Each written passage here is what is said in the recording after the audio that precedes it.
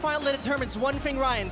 Is it NA who are taking home Manchester overall, or does LATAM have a say in this? Yeah, it'd all be Americas at this point, but a year ago today, Crew almost made it into the Champions Grand Final even. They lost to Gambit back then. Now it's a different team, different tournament, different system altogether when it comes to the format.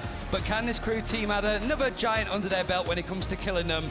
And none other than the biggest giants, I think, of C9 with their new roster. And not only that, right? It was roughly a year ago that Cloud9 last time played over on LAN. So for both of them, it's a bit of a proving ground in that sense. Most importantly, Cloud9 had a few chill days. They didn't need to play on that stage so far. So this is somewhat of a big test for them to show that not only in their gaming rooms they can play well, but also when it comes to the stage. I mean, the pressure that this team is going to have on them overall, right? Just it feels like a football manager's team put together when you've got like Ye, the best player in the world, the best opper. You've got Vanity, who's accredited as one of the strongest IGLs in NA. MCE, one of the best coaches in NA in TAC shooters overall, right? There's a lot of pedigree going for them, and maybe not for this tournament, but future, no excuses for C9 not to do well. This should be clinical for them. Crew, the desk said it, they need to win this map if they want to sort of get things going in their favor, but they have a lot of comfort on the stage so far. C9, bit of a time to adjust. Yeah, while the Vinyl has a little bit of a scratch. I mean, most importantly, one thing the desk talked about, and that we're also once more need to talk about here,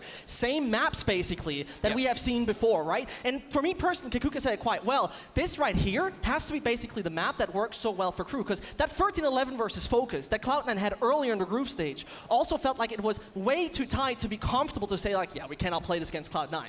Oh yeah, for sure. It's also that Crew picked up that Haven as the first time that these guys played, and it wasn't to their liking, but as soon as they started to pick binds, not only in this series, but every series since they lost against C9, it's looked a lot stronger for them overall. And we're in, and the spike's already been planted by Crew. And there we go, it starts. Crew definitely got that spike down over on that A site, as it's most definitely the retake starting off for the moment, but Zelzis goes into BAF, and they keep on defusing. They make it work with the Ninja, not quite yet. Close enough for it.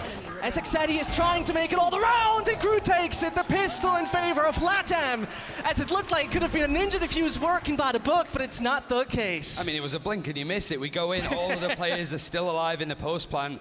And Crew, one of the things against Liquid that they did so well yesterday is just upping that tempo, being aggressive. For Team Liquid, you've got two stand-ins. That communication coordination is not going to be up to par. But this is the C9 team that we are going to be seeing next year, at least for the most part. Cooper is here as a sixth, but this is the five that really should be in Sao Paulo playing on the stage when we get to it. So this is the team that should really be building that rapport together, and they're going to be ecoing in the second round. And you talk about things that worked well yesterday against Liquid, was also the pistol rounds working quite well for Crew. So this is a great indicator and a great start for them.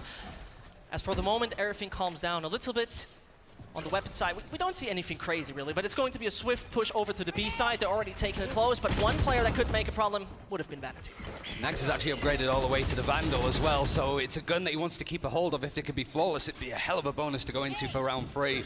But Zelsis, Ye, Leaf, the last alive, spoke too soon as Leaf tries to peek out, and Davies is there to get onto the back of him. Ye's pushing all the way to Elbow to see if he can catch somebody, but Crew are really closing those gaps down. 3 players all watching CT.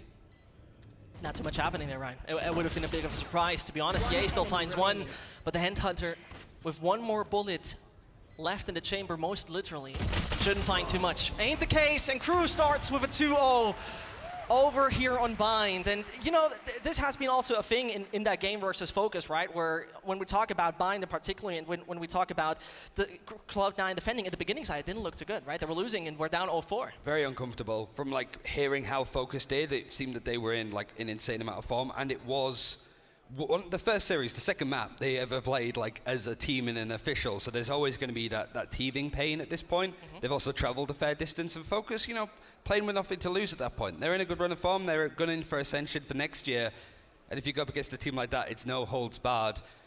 And Zelsis is going to be trying to fight for showers at this point, and Boombot's going to be cleared instantly, and Leaf actually catches Davies early on. Yeah, White swing out of Bath, instant punishment, as though Klaus finds a bit of remedy, as they pretty much made it on the side, even finding Celsius as well with the snake bite.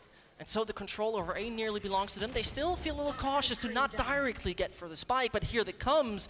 As I said, he's carrying it, actually doesn't move for it yet, as Nax wants to punish them further. Klaus falls, but Nax is hunting and gets punished in the end. It's looking good for Cloud9. Only 2 more players stand from Crew, and as they make the decision to dedicate or not, the teleporter would still be an option open. Gets himself to Spectre and sees, most definitely, the barrel event. He knows where one of the North American players stands, but calms down for the moment. Still 50 seconds that are left on the clock. Still 50 seconds to determine where to go.